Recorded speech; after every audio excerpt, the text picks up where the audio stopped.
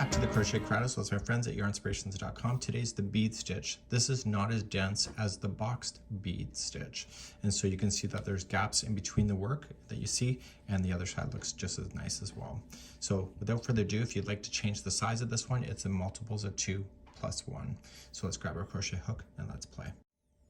So let's make our size, and we want to do multiples of 2 plus 1. So we go 1, 2, and then 1, 2, 1, 2, 1, 2, 1, 2. When you're happy with the width of it, you can lay it against something to match the size, add one more, and you'll have a nice balance point for this one. So let's begin row number 1. To do row number 1, you're going to go second chain from the hook and just get the back hump of the chain because it looks nicer, and you were going to single crochet yourself all the way across. And I'll meet you on the other side in just a moment. So put me on pause now. No matter how big your chain is, you'll always come to the end and you will turn your work and start row number 1, and we're going to be starting the bead stitch in just a moment. To begin, you're going to chain 3, and that will count as your first double crochet. And I will then, in the next stitch, create another double crochet.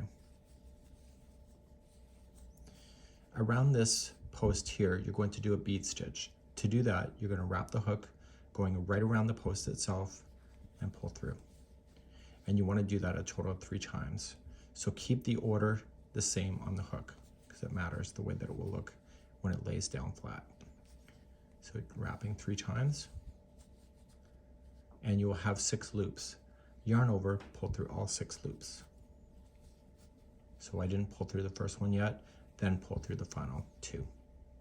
And there is the bead stitch. That counts as the next one that it's sitting on top of, okay? So then you're going to come to this one right here, and you're going to double crochet and apply another bead stitch around that double crochet. So just remember to wrap once, wrap twice, and wrap 3 times. Then pull through everything but the final. So yarn over, pull through, and they'll pull through the final 2. So if you get too carried away, the order in which these lay down will look different. So you want to be very consistent. So skip in the next one and just double crochet and a bead stitch. So once, twice, 3 times. Yarn over, pull through,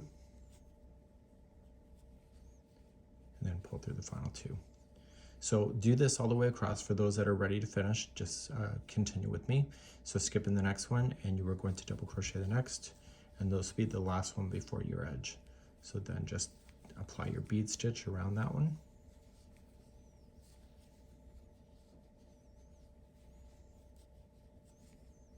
Pull through 2, and then skip the next one and go right into your very last stitch.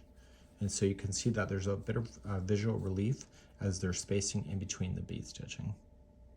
So turn your work and let's do the next row. I would highly recommend when you do the next row to not lose count, because it was happening to me, is that when you chain 1, you are going to single crochet in the top of the last double crochet. Just remember that there's always 2 stitches sitting above a bead stitch, and I was not paying attention because I was watching TV, so I was getting misaligned. As soon as you start missing a stitch, it will change the number of beads that will happen next time. So just be very consistent. So just go 1 and 2. So there was 2 on top of that bead.